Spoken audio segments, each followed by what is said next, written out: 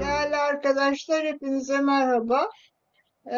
Bugünkü dersimizin konusu metodolojinin anlamları. Şimdi buna geçmeden önce biliyorsunuz geçen haftadan kalan bir tartışma alanımız vardı. Şimdi ben bunu kapatıyorum, bir başkasına geçeceğim, bir başka slayta geçeceğim, onu paylaşacağım sizinle. Geçen haftadan kalan olarak onun da kalmasını istemiyorum çünkü çok önemsiyorum. O nedenle de hani herkesin olduğu bir dönemde e, yapabilelim de istemiştim. Şu anda paylaşıyorum. Geçen hafta zaten ikinci haftada da herkesle paylaşılıyor bunlar. Bütün adresler var. Sizden rica etmiştim. Ta birinci haftadan arta kalan şeyler bunlar hala. Şu en azından şeyi bir gözden geçirelim istiyorum.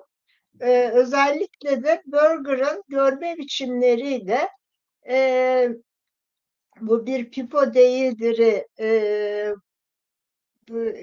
okumanızı istemiştim ya da şöyle bir bakmanıza yararlı olacağını düşündüğüm için e, kaynaklar da verdim. Bir tanesi bu YouTube kanalı üstünden Leonardo da Vinci'nin Son Akşam Yemeği tablosu.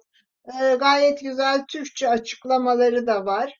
Aslında sanat tarihçileri tarafından hazırlanmış ama dünyaya herkesin, hepimizin farklı zaman dilimlerinde nasıl baktığımız ve neyi gördüğümüzle ilgili olarak gayet açıklayıcı bir video. Çok da kısa.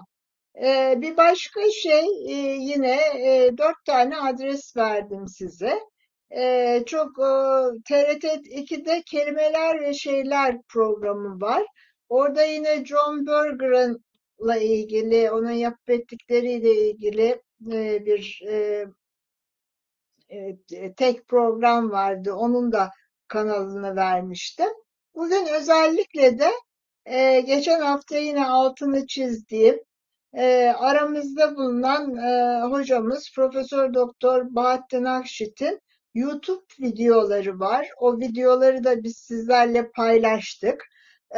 Özellikle sosyolojiye giriş anlamında sosyolojideki farklı yaklaşımları sizlere sunan, çok çeşitli açılardan sizlere sunan bir takım video filmleri var orada. Ve çok farklı düşünürlerin görüşlerini de paylaşan e, videolar var. Onlara bir bakarsanız özellikle de bu Foucault'un biliyorsunuz Pipo'da onu e, tartışıldığı, bilginin yazdığı kitabın da tartışıldığı, bilginin arkeolojisi ve jeneolojisi, söylemin oluşumu ve düzeni diye bir video var. Bahattin Akşit'in sayfasında onu da paylaşmıştım. Orada benim de çok sevdiğim Valeskes'in şeyde de bu bir pipo değildir de o tartışılır. Nedimeler isimli bir tablosu var. Ben sözü Bahattin Akşit hocamıza bırakmak istiyorum burada. Çünkü Bahattin Akşit hocamız gerçekten iyi bir sosyolog ve gerçekten bu işleri son derece iyi çalışan, düşünen birisi. Bizleri aydınlatacaktır diye düşünüyorum. Ben de anlatırım ama onun daha iyi anlatabileceğini düşünüyorum. Zaten videoda onun. Ben sözü ona bırakmak istiyorum şimdi ama henüz bırakmıyorum. Bir başka şeyi daha söylemek istiyorum. Bu araştırmanın adımları bir kitap bölümü size önermiştim ve onu paylaşmıştık sizlerle. onu mutlaka okumanızı, yani eğer projeye bizimle birlikte devam edecekseniz, istiyorsanız takımın içinde olanların özellikle de okuması gerektiğini düşünüyorum. Araştırmanın adımlarını da ondan sonra tartışalım. Nitel araştırmaların sonunda birkaç hafta daha onun üstünden gideceğiz biliyorsunuz bugün başlayarak. E, katılımlı eylem araştırmasına başlamadan hemen önce onu tartışacağız. Dolayısıyla bugün bu tablolar üzerinden tartışalım. Sonra da metodolojinin anlamlarına geçelim istiyorum. Evet, Bahattin Hocam, buyurun. Foucault'un birinci bölümde anlattığı nedimeleri ben orada anlatıyorum. Yani bir tablo üzerine böyle bir 15 sayfa analiz yapıyor Foucault ve yani onu izleyenler, bakanlar o tabloya var mı bilmiyorum. 1656 yani 17. yüzyılın ortalarında yapılmış bir tablo. Tabloda Velázquez'in kendisi de var. Önünde yapmakta olduğu başka bir resim var. Onu göremiyoruz. Biz ama Velázquez'in resim yaparken ve o sırada koruyucusu olan diyelim kral ve kraliçenin kızları ve nedimeler var. Yani kızları... Pardon değerli hocam, Bahattin hocam. Şu anda 20 kişiyiz. Bu katılmış olan, ortamda olan. Acaba bu 20 kişiden kaç kişi bu Nedimeler tablosunu Velázquez'in gördü, izleme fırsatı yakaladı? Ben merak ediyorum. Rica etsem acaba söyler misiniz? Sanıyorum Gökçe Su Akşit hocamız ve Ali Aydar Dudaklı arkadaşımız da el kaldırdılar. Hangisi konuşacak bilmiyorum. Onlar Konuşmak için değil, birlikteler hani sanıyorum. gördük demek için el kaldırdık. Belki diğer hani görmüş olanlar da el kaldırırsa siz görebilirsiniz kaç kişinin görmüş olduğunu. Peki, tamam. Bekleyelim o zaman. Kaç kişi bakalım el kaldıracak söz vermeden. Ayşe Evet, görmüş. Ayşe görmüş. Başka? Evet. Kaya görmüş.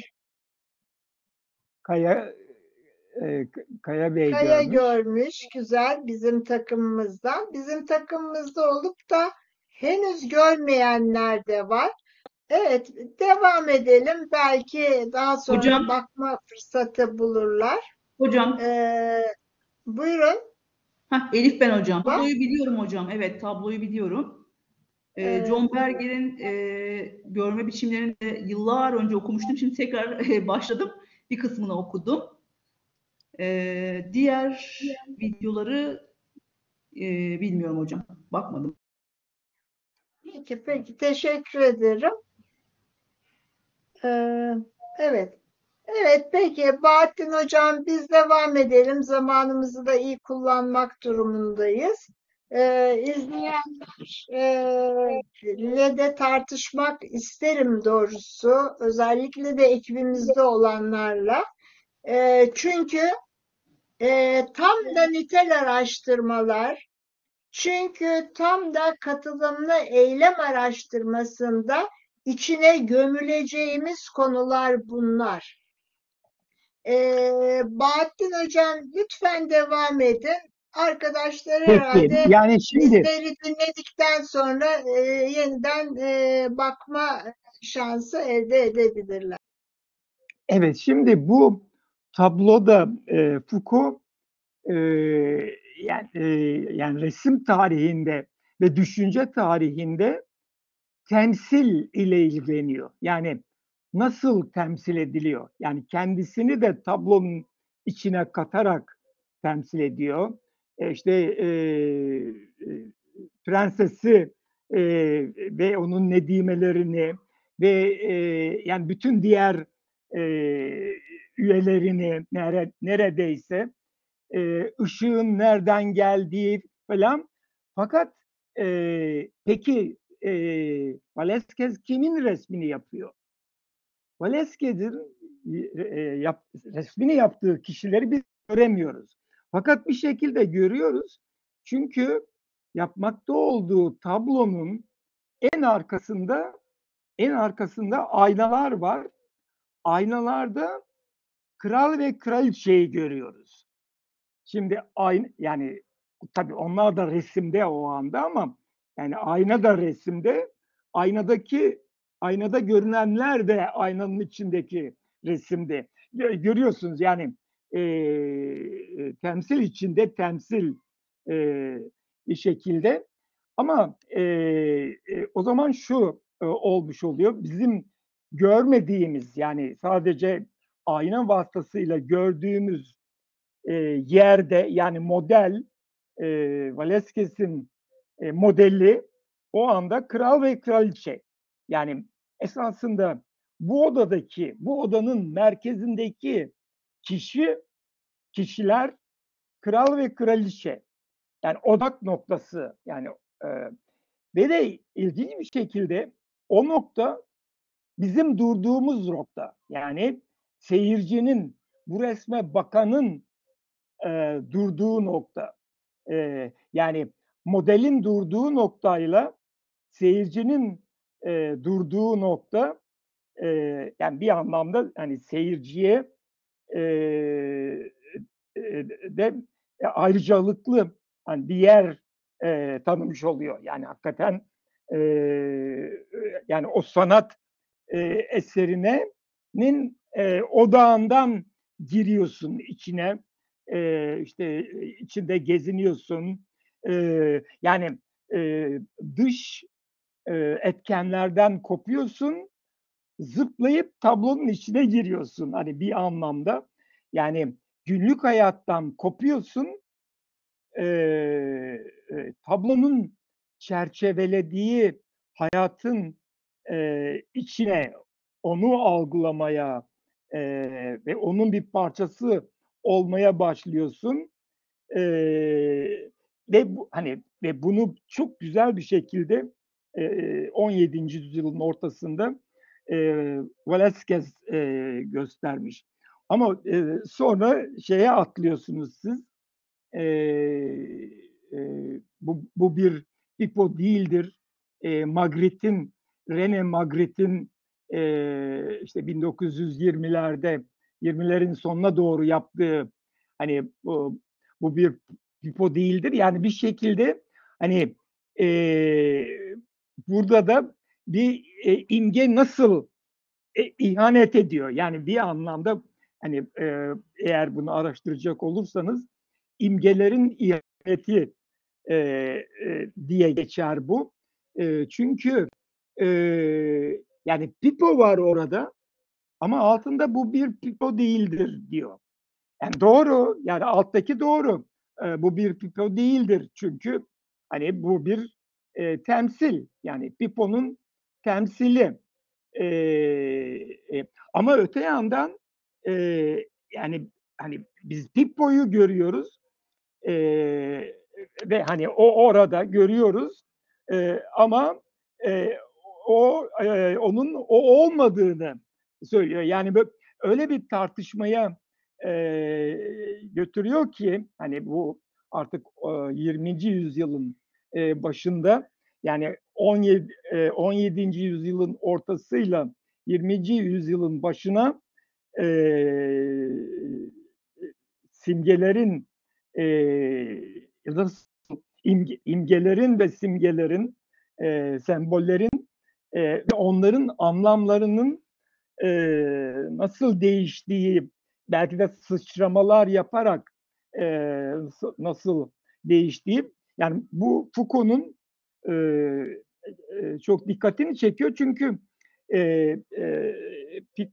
Foucault yani bilginin arkeolojisi, jeneolojisi derken hani arkeoloji, hani fiziki arkeoloji ne yapıyor?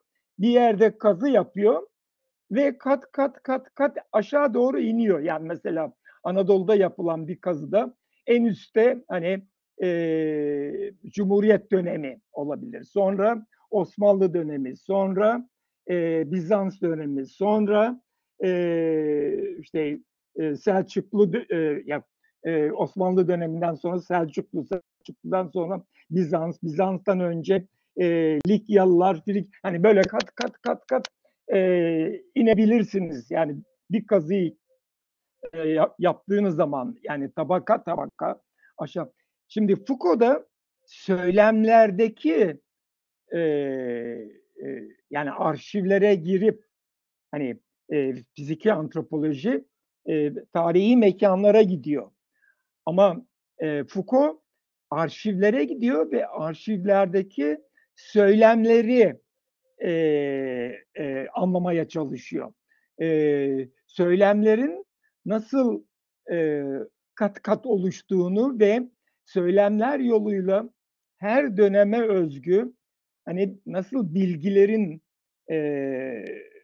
oluşturulduğunu, yani bir belirli bir dönemde o dönemdeki diğer söylemlerle o söylemin ve söylem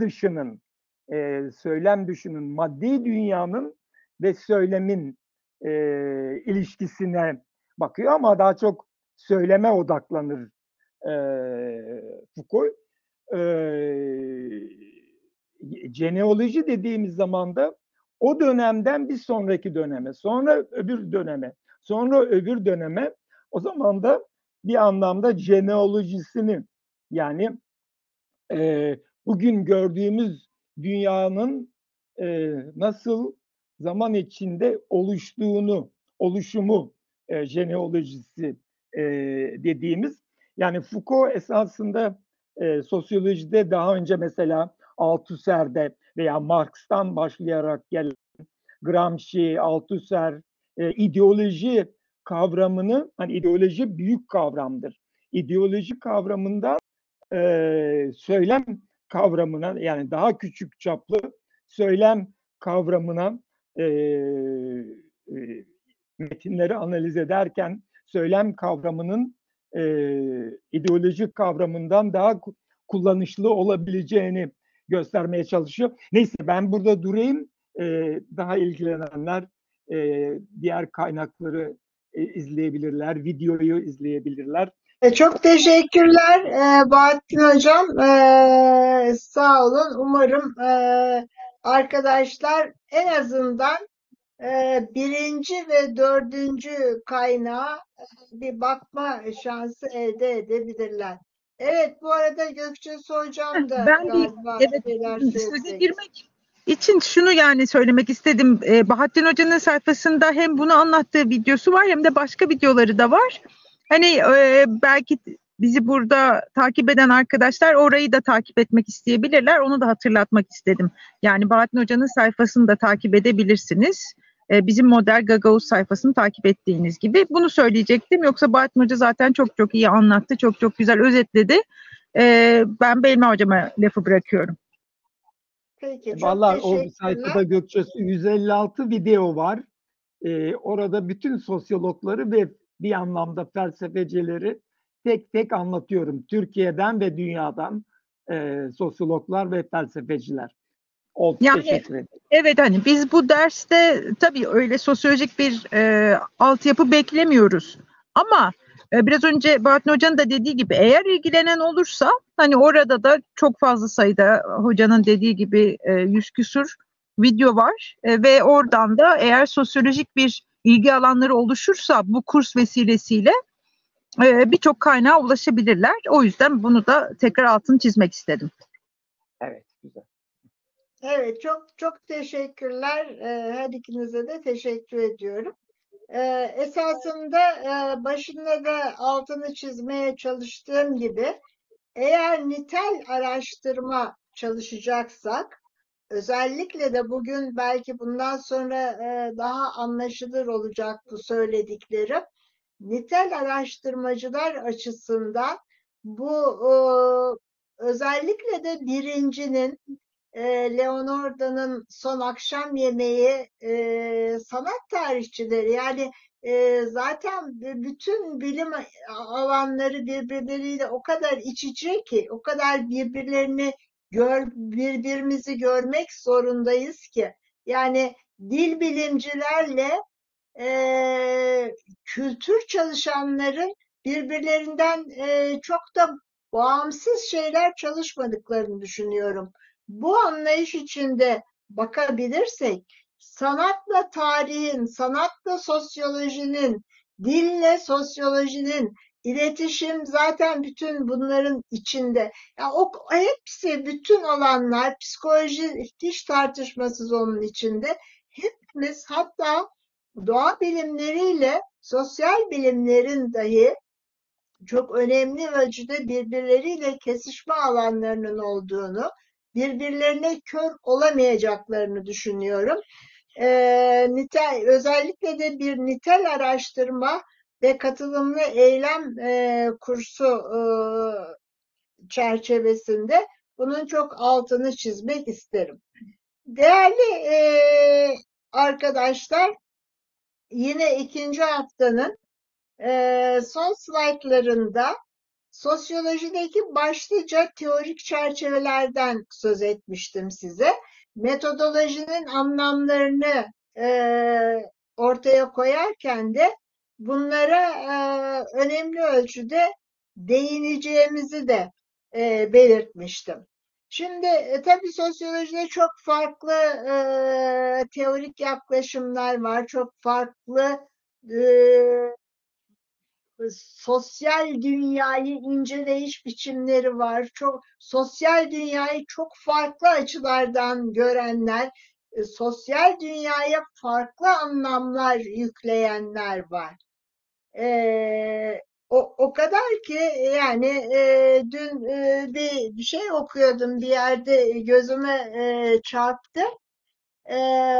Newton demiş ki zamanla ilgili olarak her birinin söyledikleri birbirinden farklı zaman, time kavramı, zaman kavramıyla ilgili olarak kesin bir şeydir demiş zaman. Newton bir fizikçi olarak koymuş durumu ortaya. Einstein demiş ki zaman göreceli bir şeydir demiş. Bakış açıları ne kadar farklı her birinin durduğu yerler. Öte yandan Marx için, Marx'a bu derste de zaman zaman değineceğiz. Marx da şunu söylemiş, bütün bunlar söylenmiş mi çok da emin değilim. Yani Newton ve Einstein bunları söylemiş olabilir ama Marx için Marx da aslında bunları söylüyor bütün tartışmaları boyunca da bakarsanız. Ama zaman için çok emin değilim onda. Marx için de şunu yazıyor orada.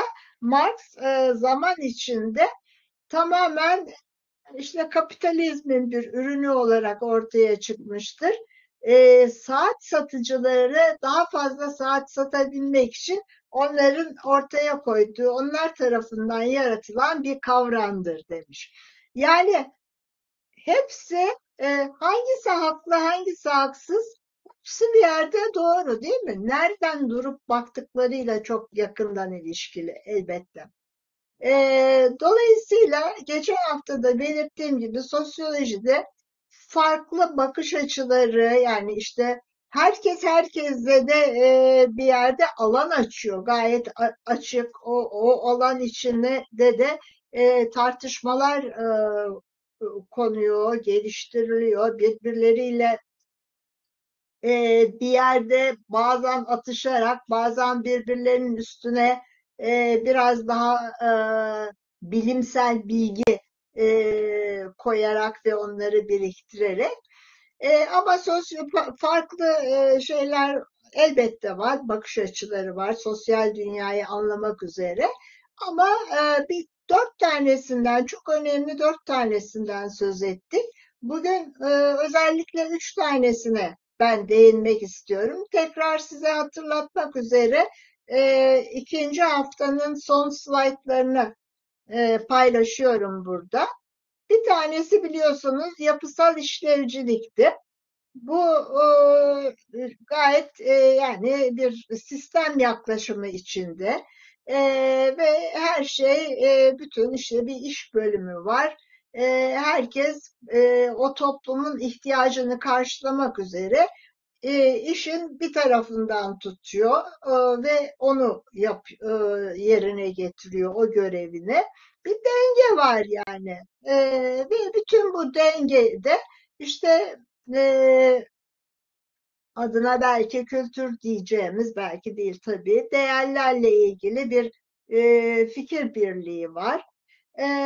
Ve bu da toplumu bir arada tutuyor. Her şey çok güllük gülistanlık gibi söyleyen yapısal işlevcilerin yanında bir de bunlara tepki olarak zaten çıkıyor.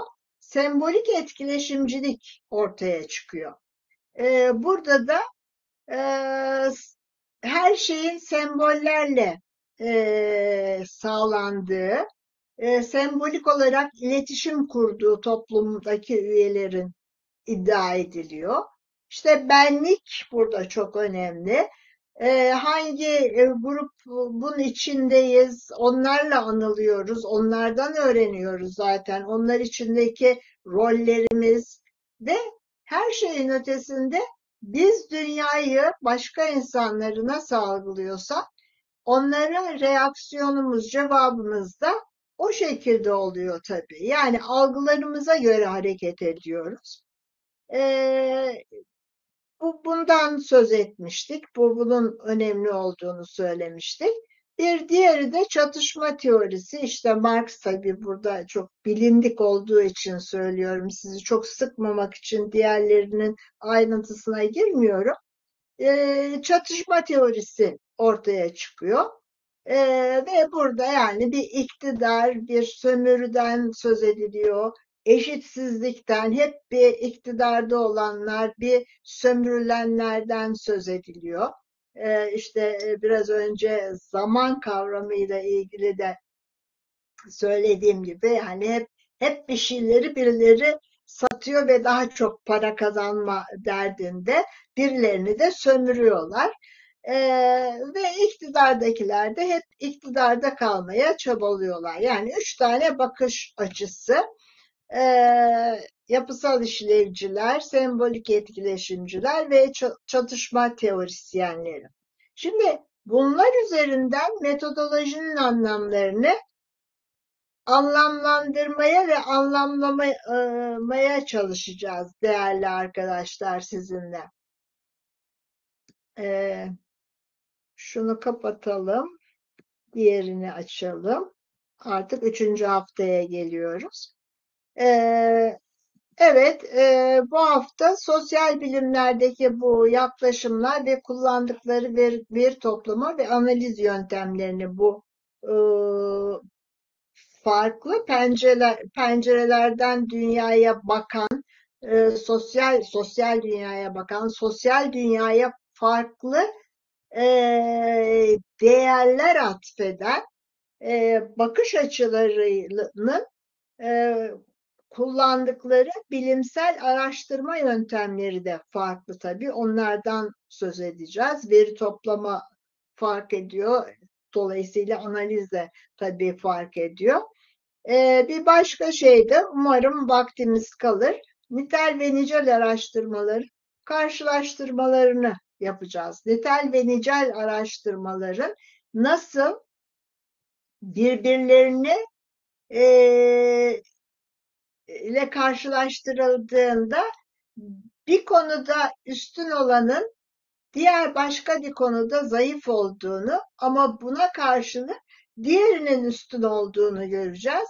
Ve bir arada işte karma metodoloji deniyor ona da. Bir arada kullanıldıklarında da olabildiği kadar gerçeği ortaya koyabildiğimizi iddia ediyoruz. Yani tabii %100 gerçeklikler de o kadar hızlı değişiyor ki çünkü karma yöntemleri anlatmayacağım. Asıl konumuz tabii nitel araştırmalar. Ama her ikisinin nasıl birbirini tamamladığını, nasıl farklı baktıklarını dünyaya onları da anlatmak istiyorum ve tabii metodolojilerinin de ne kadar farklılaştığını anlatmak istiyorum. Şimdi sosyal dünyayı anlamak üzere birçok bilimsel yaklaşım var. Biliyoruz bunu. İşte biraz önce o pencereleri de size paylaştım. En çok bilinen. Tabii bunların içinde de o kadar çok çeşitlemeler var ki. İşte eleştirel sosyal bilimci deyince o kadar farklı insanlarla karşı karşıyasınız ki. İşte Marx bir takım şeyleri söylemiş. Marx'a tepki olarak ve onun üstünden yine eleştirel olarak bakarak çatışma teorisini çok farklı yerlere çekmişler. Yani sürekli değişen, önü açık olan bir dünyadan söz ediyoruz. Bilim dünyası dediğimiz zaman tabii. Birçok farklı pencerede bulunan araştırmacılarda her yaptıkları araştırmayı nasıl yapacaklarını, kendi felsefi varsayımlarının, bakış açılarının ne olduğuna bağlı olarak karar veriyorlar tabii. Esas aslına bakarsanız çok işte araştırma raporları vesaire hepimiz okuyoruz, elimize geçiyor. Ve bunlar çok da açık açık ortaya konmuyor. Yani herkes araştırma yapıyor ama hangi bakış açısıyla yaptığını da yazmıyor oraya tabii. Çok net olarak kendisi koymuyor ama okuyucu eğer bunların ayırdına varabiliyorsa rahatça bunların hangi bakış açısıyla yazıldığını söyleyebiliyor. Tabii yani soruşturuyoruz. Araştırma yapmak demek, soruşturma demek bir yerde. Ne yapmak istiyoruz araştırmacı olarak? Neden yapıyoruz? Neden araştırma yapıyoruz? Neden proje yapıyoruz? Peki veriyi nasıl topluyoruz? Veriyi nasıl analiz ediyoruz? Bunların her biri hepimizin bakış açısına göre değişiyor. Seçtiğimiz yöntemlerde doğal olarak. Evet, şimdi biraz önce üzerinde durduğumuz konuya gelecek olursak, bu araştırma metodolojileri anlamında bana göre bazı kitaplarda bu işte 3 tane deniyor ama bu benim yaklaşımım açıkçası. 2 tane temel yaklaşım var. Bir de diğerleri var. En çok bilindiklerini buraya aldım. Bir kere pozitivist sosyal bilim son derece önemli. Yani zaten doğuşu öyle. Yapısal işlevcilerle aynı şeye oturtabiliriz onları. Yorumsamacı sosyal bilimler yapısal işlevcilere tepki olarak çıktı. Sembolik etkileşimciler demiştim biraz önce. Bunlar da anlatacağım bunları tek tek zaten. Onlara tepki olarak çıkartıyor. Bir yerde pozitivist sosyal bilimlerde aynen doğa yasalarına öykünerek işte fiziksel dünyayı nasıl tanımlıyorlarsa, nasıl çalışıyorlarsa sosyal dünyayı da o şekilde çalışanlar var. Pozitivist sosyal bilimciler diye tanımladığımız onlar. Bunlara tepki olarak çıkan yorumsamacı sosyal bilimciler ise yani doğa yasaları gibi yasaları söyleyemeyiz. İnsandan söz ediyoruz. İnsanı merkeze almak durumundayız. Algılamalarıyla, sembolleriyle her şeysiyle anlamak durumundayız diyen yorumsamacı sosyal bilimciler var.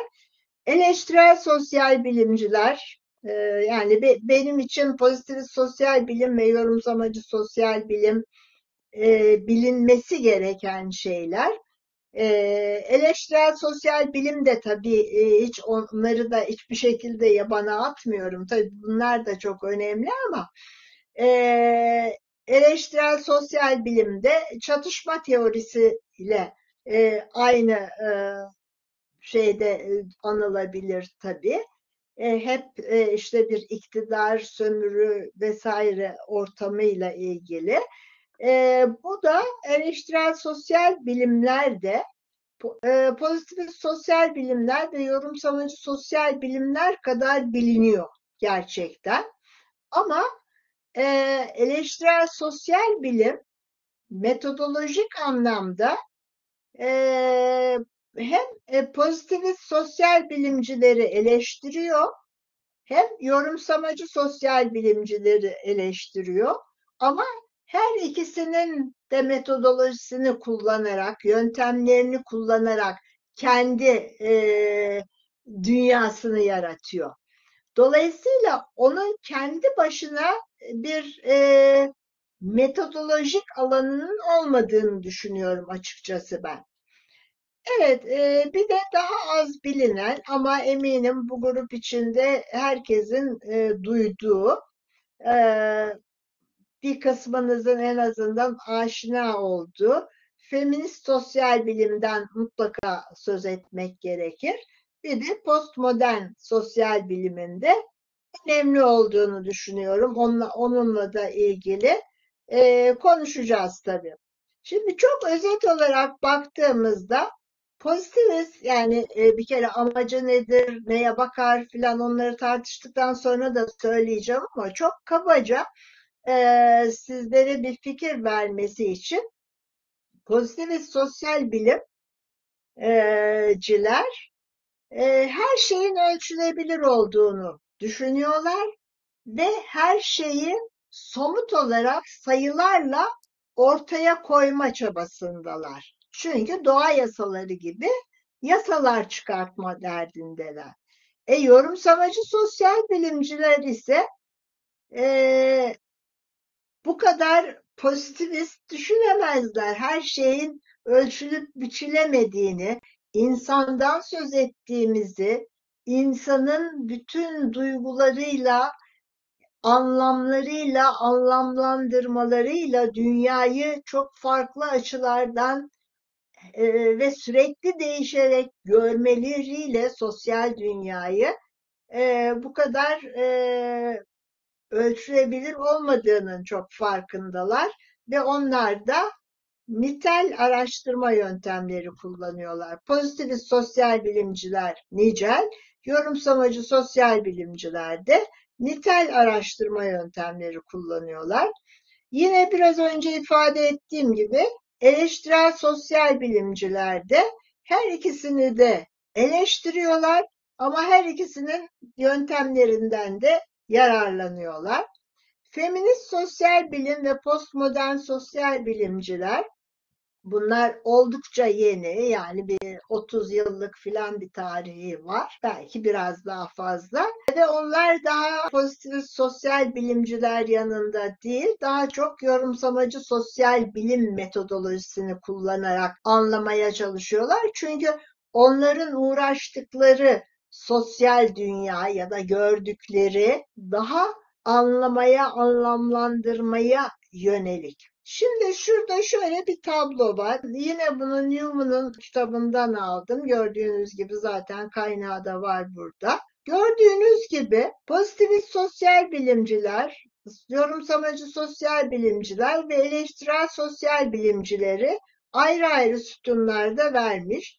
Bir takım sorular sormuş. Şurada en soldaki sütunda da sorular var. Bu soruların her birine hepsinin verdiği yanıt birbirinden farklı. Bambaşka cephelerden bakıyorlar sosyal dünyaya. Hepsinin derdi farklı. Hepsinin odaklandığı alanlar farklı çünkü. Evet, şimdi sosyal bilim araştırması yapılmasının nihai amacı, yani en sonda neye varılmak isteniyor? Niye sosyal bilim araştırması yapılıyor? Sosyal bilimin amacı insanlar önceden tahmin ve kontrol edebilsinler diye. Bu kontrol etme lafı da benim çok hoşuma gidiyor açıkçası burada. İnsan olarak bizim bütün derdimiz olabildiği kadar kendi alanımızı, kendi çıkarımıza olabildiği kadar onu kontrol etmek. Mesela doğa bilimlerinde de müthiş icatlar var, keşifler var. Doğa bilimlerinin çok eskiye dayalı bir tarihi var. Mesela GDO'lu bitkiler üretiyoruz. Daha çabuk oluyor, daha şu oluyor, daha bu oluyor. İnsanların çıkarına anlamında düşünürsek daha çok yesinler vesaire, o tabii çalışma teorisine de götürüyor insanı.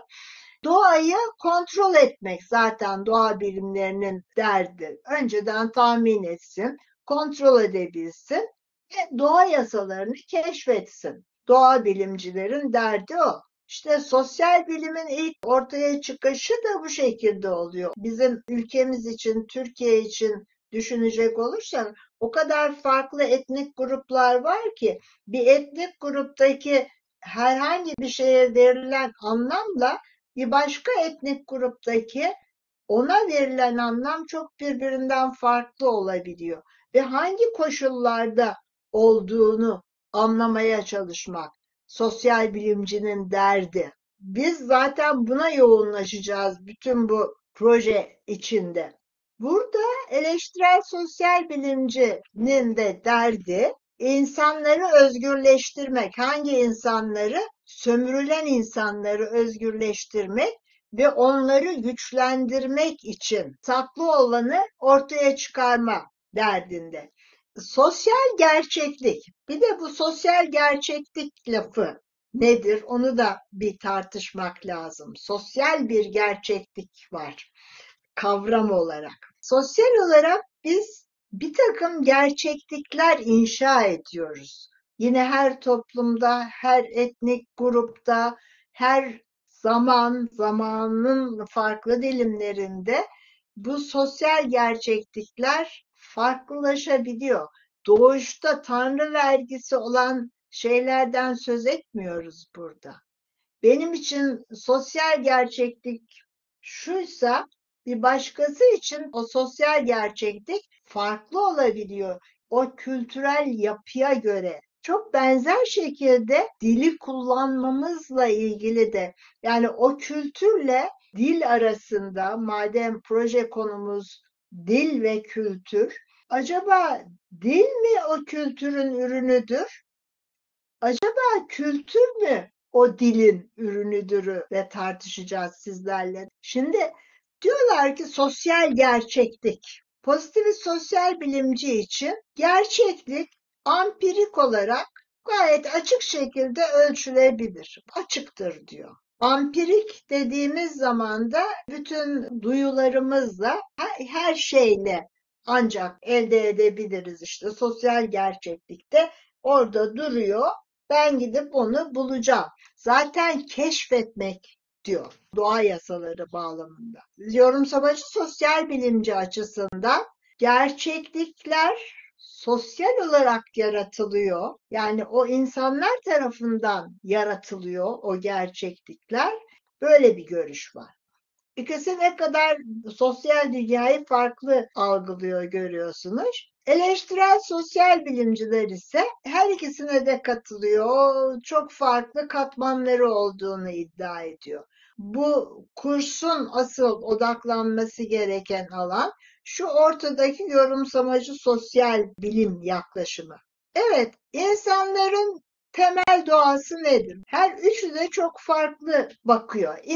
İnsan olarak gördüğü şey birbirinden çok farklı gördüğünüz gibi. Pozitivist sosyal bilimci için insan rasyonel düşünen ve bireyselci memeli. Ama yorumsamacı sosyal bilimci için birlikte bunu pekiştiriyoruz, çocuklarımıza aktarıyoruz. bütün bu birbirleriyle ilişkili içinde olan sosyal varlıktan söz ediyor yorumsamacı sosyal bilimci.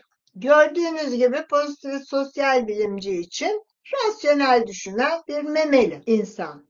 Ama diğerinde insan kendi anlamlarını, kendi sosyal anlamlarını, değerlerini ve dilini yaratan bir varlıktan söz ediyoruz. Bir de eleştirel sosyal bilimciler için ise iş biraz daha farklı. Ezilenler, sömürülenler, iktidar sahibi olanlar değil. Çünkü çok önemli bir azınlık o. Diğerleri çok büyük kitleler. İnsanlar farkında olmadıkları bir potansiyele sahip. Farkına vardırtılmıyorlar iktidardakiler tarafından.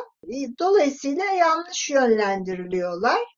Evet, bir başka şey, şurada iki kavram var. Özellikle onlardan size söz etmek istiyorum. Bu sosyal gerçekliğin devamı olarak da belki sürdürelim bunu. Sosyal gerçeklik hakkındaki bir açıklamayı ya da teoriyi ne teşkil eder diye baktığımızda hepsinin verdikleri cevaplar birbirinden farklı. Pozitivist sosyal bilimlerde açıklamalar nomotetik ve tümden gelimci bir yaklaşımla gelişir. Diğeri de yorumsamacı sosyal bilimcilerde tabii tüme varımcı bir yaklaşım içindeler. Beklediğiniz gibi insanı merkeze alıyor. İnsanın yarattığı anlamları merkeze alır. Onlardan doğru tüme varıyor. Halbuki pozitivist sosyal bilimlerde o yasayı çıkartıyor.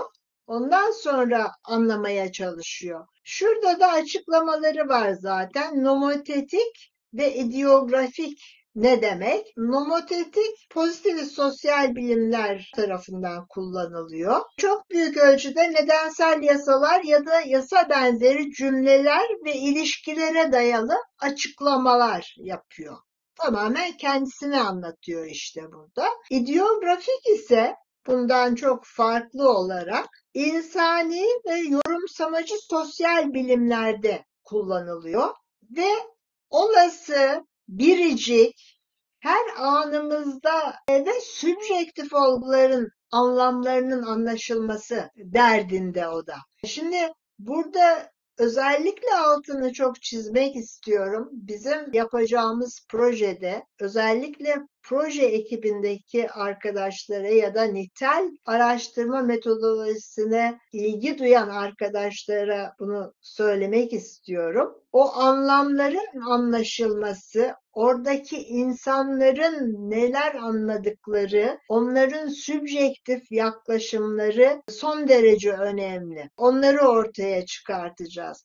Şimdi burada nitel araştırmalar ve nicel araştırmalar arasındaki farklılığı anlatırken de değineceğim.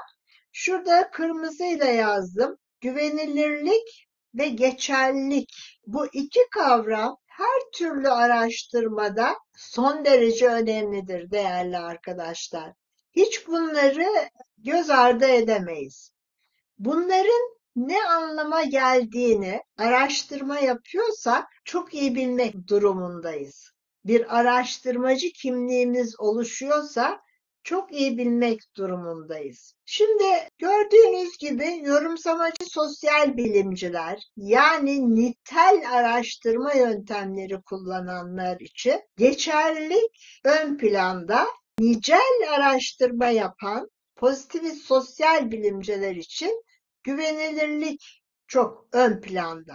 Şimdi geçerlilik ne demek? Geçerlilik şu demek, hoş olmayan bir örnek ama tuvaletten çıktıktan sonraki hijyen uygulaması örneği bazen kötü ya da çirkin örnekler de iyi örnekler olabiliyor. Geçerlilik deyince değerli arkadaşlar, bütün meselemiz bir şeyi ortaya koymaya çalışıyoruz değil mi? Araştırmacı olarak sorguluyoruz. Diyelim ki kişisel hijyenle ilgili bir araştırma yapıyoruz. Bir bölgedeyiz. Orada bir sağlık hizmeti veriyoruz ve tuvaletten yayıldığını bildiğimiz mikroorganizmaların neden olan bir hastalık var. Bu hastalığın önü alınamıyor. Ne yaparsanız yapın, sağlık çalışanları olarak bundan kurtulamıyorsunuz. İnsanları iyileştiremiyorsunuz. Habire hastalanıyorlar. Ne yaparsınız? En yaygın şekliyle işte pozitivist sosyal bilimcilerin kullandığı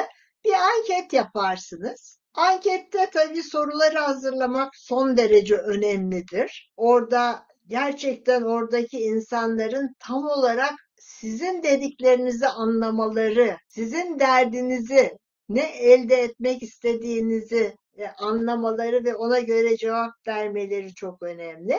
Ama anketlerde tabii her zaman sizin dediklerinizi, neyi sorduğunuzu anlasalar dahi insanlar genellikle uygun olan cevabı vermeyi tercih ederler. Diyelim ki bir anket yaptınız ve ankete kişisel hijyen uygulamalarının tuvaletten özellikle çıktıktan sonraki el yıkamayla yakından ilişkisi olabileceğini biliyorsunuz. Dolayısıyla ankete şöyle bir soru koyarsınız. Tuvaletten çıktıktan sonra ellerini yıkar mısın? Buna cevap verecek kişiler her kim olursa olsun hayır derler mi değerli arkadaşlar? Ne dersiniz? Yani %99'u insanların evet yıkarım der, elimi yıkarım der. Benim elde etmek istediğim gerçekten o uygulamanın ne olduğuyla ilgili bilgiyi ben almış oluyor muyum o zaman? Alamıyorum tabii. Yani benim almak istediğim bilgiye ne kadar ulaştığım, veriye ne kadar ulaştığımla ilgili geçerlilik arkadaşlar. Ama şunu söyleyeyim, bir örnekle anlatayım size. Bu kişisel hijyen uygulamaları özellikle de tuvaletten çıktıktan sonraki hijyen anlayışlarıyla ilgili bizim çalıştığımız bölgede tuvaletler işte küçük yerdeydi ama musluklar tuvaletin içinde değildi. Hemen tuvalet kapısının önündeydi. Biz gözlem yaparak kimlerin tuvaletten çıktıktan sonra ellerini yıkadığını, sabunla mı yıkadığını, suyla mı yıkadığını ya da hiç mi yıkamadığını gözlemleyebiliyorduk ve o insanlar o uygulamalarının gözlemlendiğini bilmiyorlardı. Dolayısıyla orada işte yorumsamacı sosyal bilimci olarak baktığımızda gerçekten ne yapıp ne ettiklerini daha net bir biçimde görüyorduk. Ve yine sağlıkla ilgili bir projeydi o da. Geçerlilik kavramıyla bunu kastediyoruz. Ne kadar elde etmek istediğimiz veriye ulaşabildiğimizle ilgili bir şey geçerlilik. Dolayısıyla yorumsamacı sosyal bilimlerin kullandığı yöntemler yani nitel yöntemler bu konuda geçerlilik konusunda pozitivist sosyal bilimlerin metodolojisinin çok önüne geçiyor. Ne yapıyoruz? Gerçekten olup biteni öğrendikten sonra diyelim ki oradaki nüfusa el yıkamanın önemini ve el yıkamanın nasıl olması gerektiğini öğrettiğimiz zaman ki biz bunları yaptık zamanında farklı yerlerde. Oradaki hastalıkların geçtiğini, çok azaldığını ve sıfırlandığını biliyoruz. Evet, şimdi güvenilirlik kavramına gelirsek araştırmada bu da çok önemlidir. Ben yorumsamacı sosyal bilimcilerin yaklaşımını, metodolojisine daha ağırlık vererek anlatmaya çalışıyorum burada. Çünkü kursun adı da o var. Pozitivist sosyal bilimcilerin yaklaşımı, kullandıkları metodolojiyi de hiçbir şekilde hafife almamak gerekiyor. Her ikisini de iyi şekilde bilmek gerekiyor, iyi araştırmacılar olabilmek için. Şimdi çok önemli iki anahtar kavram dedim, geçerlilik ve güvenirliliğe. Güvenirliğe gelince, güvenirlilik nicel araştırmaların çok önde olduğu bir avantaj olduğu bir kavram tabii. Güvenilirlik demek aynen tekrar edilebilirlik demek. Aynen tekrar edilebilirlik de şu anlamda işte siz anketler genellikle çok uzun olmaz, olmaması da tercih edilir ama çok sayıda kişiye ulaşılabilir. Pozitivist sosyal bilimci yaklaşımıyla baktığınızda, hazırladığınızda.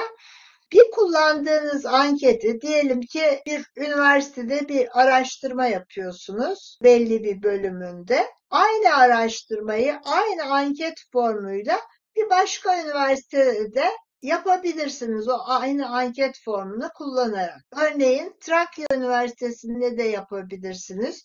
Türkçe olduğu için söylüyorum. Maltepe Üniversitesi'nde de yapabilirsiniz. Ama Komrat'ta farklı bir kültürden söz ediyoruz orada.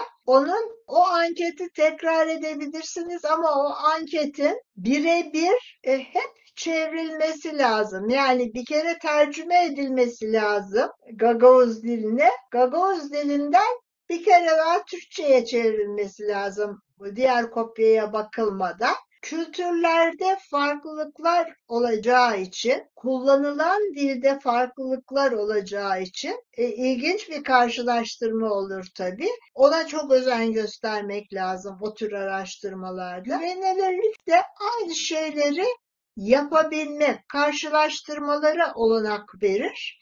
Ki bu da çok değerlidir. Yani pozitivist sosyal biliminde üstün olduğu bir sürü alan var. Onları da bilesiniz istiyorum. Burada anmadan geçmek istemiyorum. Aynen tekrar edilebilirlik, yani güvenilirlik konusunda pozitivist sosyal bilimler öne çıkarken geçerlilik konusunda yorumsamacı sosyal bilimler öne çıkıyor. Evet, biraz şimdi pozitivist sosyal bilimler, yorumsamacı sosyal bilimler ve eleştirel sosyal bilimler hakkında fikriniz oldu. Diğer ikisini de hızlıca geçmek isterim açıkçası. Feminist ve postmodern araştırmayı. Feminist ve postmodern araştırma, yine bir parçacık söz ettim. Çok son yıllarda, yani bir 40-50 yılı bile yok, görünür olmaya başladı. Ve burada pozitivizm eleştirisi var. Daha çok yorumsamacı, bazen da eleştirel sosyal bilimlere dayalı.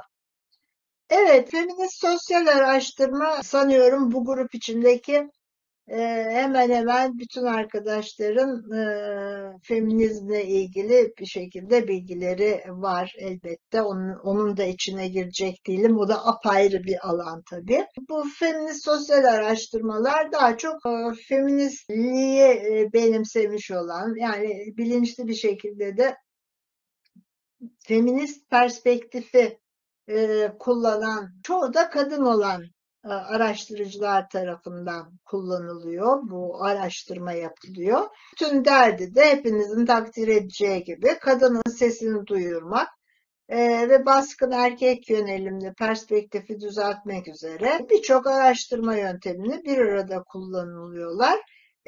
Bütün meselede yine hepimizin bildiği gibi burada da feminist araştırmalarda kadınların sübjektif deneyimlerinin erkeklerinkinden farklı olduğu varsayımı üzerine dayalı. Yalnız burada ben yine kendi anlayışımdan söz etmek istiyorum. Kadınlar şöyle, erkekler böyle demek de istemiyorum. Bunun da yanlış olduğunu düşünüyorum.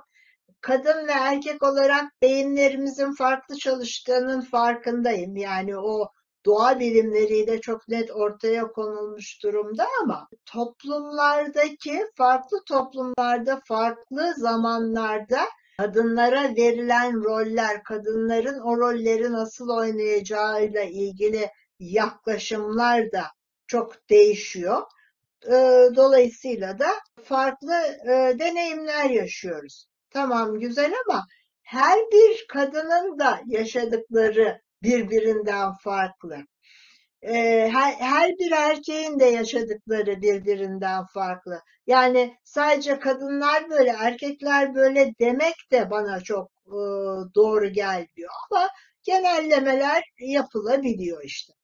Evet, şimdi feminist sosyal araştırmanın özellikleri anlamında bakacak olursak, yani tabii feminist değer pozisyonunun ve o bakış açısının savunuculuğunu yapıyor. Bir kere seksizmin reddi var.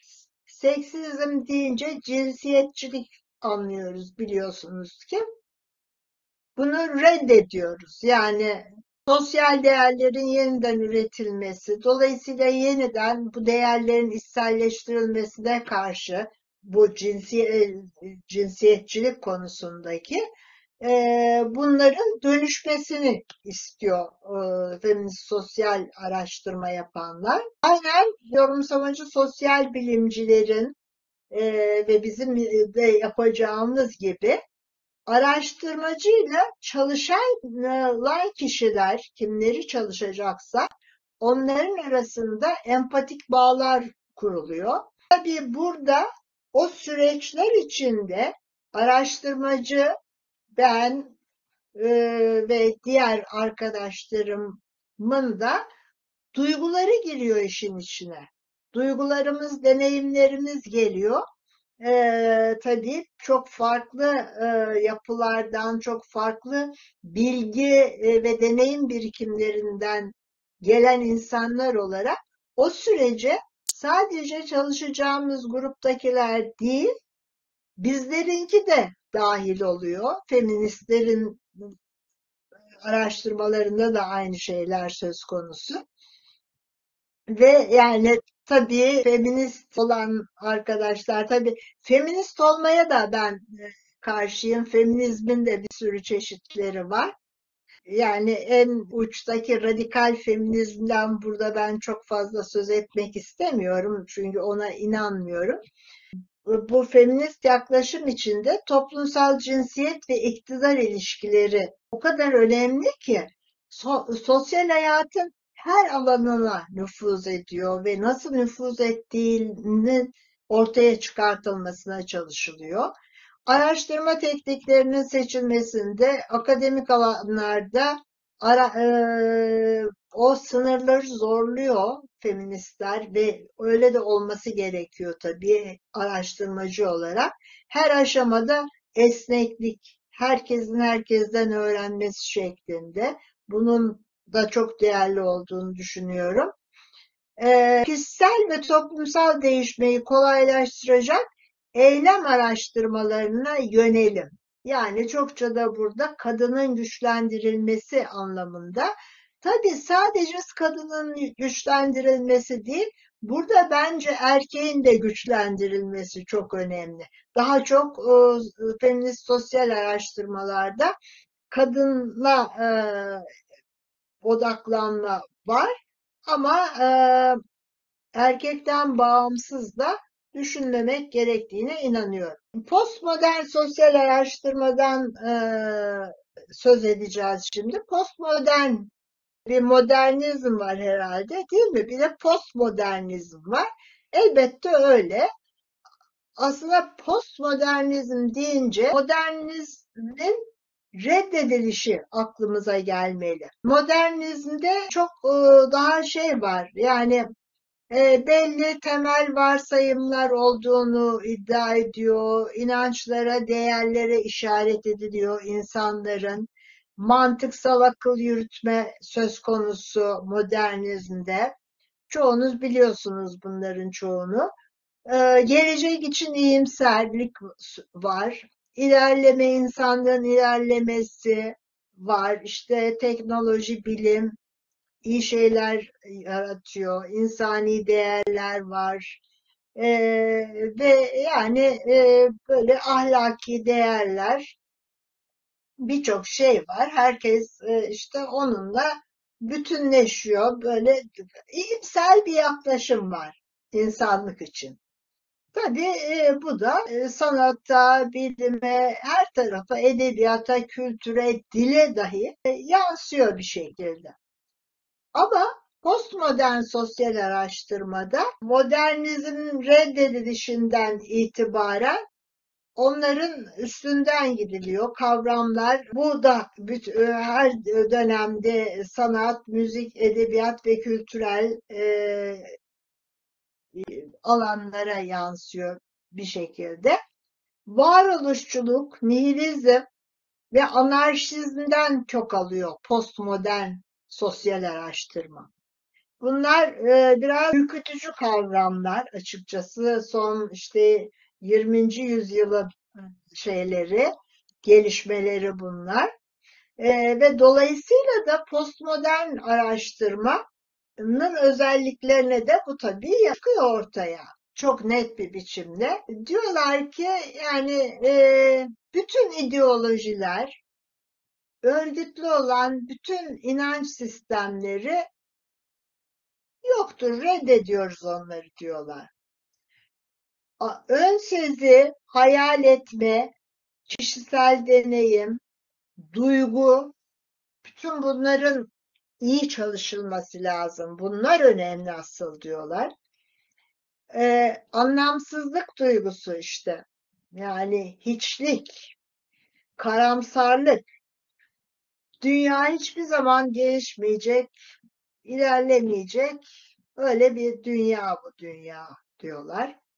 Bir başka şey, tabii bunların her birinin içine girsek pek çok şey anlatmak gerekebilir.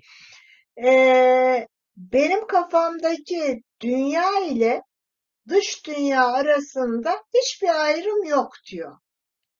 Yani her bir insanın kafasında bir dünya var. Onun da dış dünyadan hiçbir farkı yok diyor. Yani ayrım yok. Ben bir ağacı şöyle görüyorsam o da gerçeklik diyor. Yani hiç ayrım yok diyor. Ama her birimiz için tabii kafamızdaki ağaç her birimiz için çok farklı. Nereden durup baktığımız, hangi duygularla o ağaçla yaşadığımız, önceden yaşadığımız deneyimler vesaire vesaire vesaire. Yani o kadar sübjektif ki iyice uca giden bir sübjektiflikten söz ediyorum. Bir kere her şeyin sonsuz açıklaması var. Her insana göre, her ana göre. Dolayısıyla da hiçbirisi birbirine üstün olamaz diyorlar.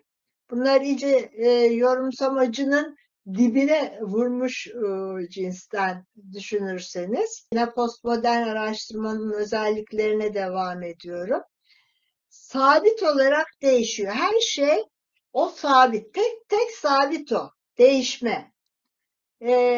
Sabit olarak değişen çeşitliliği, kaosu ve karmaşıklığı sürekli onlar değişiyor. Bunu böylece kabul ediyor.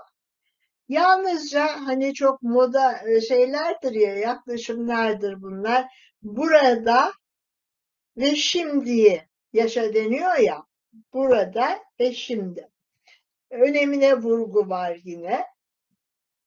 Yaşam çok hızla değişiyor, çok karmaşık. Dolayısıyla nedensellik falan incelenemez diyorlar.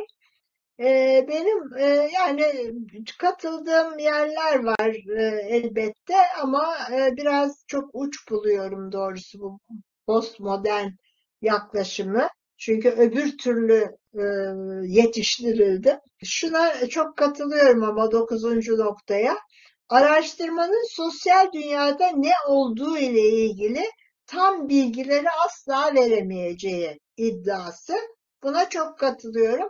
Hiçbir araştırma sosyal dünyada nasıl yaparsanız yapın tam olarak ne olduğunu öyle ilgili bilgileri tam olarak veremez. Bunu da kabul etmemiz lazım.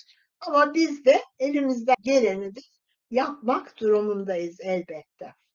Sosyal bilimlerde farklı yaklaşımların ortak özellikleri hepsi empiriktir. Yani her biri insanların gözlemlenebilir görünüşleri, sesleri, davranışları, durumları, tartışmaları ve eylemlerinden çok alıyor. O gerçekliklerden çok alıyor. Tabii yani hayal kurmaya, işte uydurmasyon, fabrikasyon falan değil tabii. Tabii son derece önemli. Nitel araştırmalarda da gidiyoruz o insanlarla ilişkiler kurup bütün o verileri alıyoruz. Tabii ki hayal kurmaya dayanmaz. Diğerleri de tabii ki dürüstlükten söz etmiştik zaten biliyorsunuz bilimsel komünitenin normları olarak. Hepsi sistematiktir. Sistematiklik de son derece önemlidir değerli arkadaşlar. Yani bir araştırmacının sistematik çalışmayı çok iyi bilmesi gerekiyor. Son derece dikkatle ve çok rafine çalışması gerekiyor. Özellikle de nitel araştırmalarda, yine gelecek hafta buna değineceğiz, çok çok özenli olmak zorundayız bütün araştırmalarda. Hepsi teorik tabii, yani teorinin tabii ki doğası değişecek her birinde. Ancak hepsi fikirleri kullanmaya ve görme örüntülerine vurgu yapar. Gayet açık.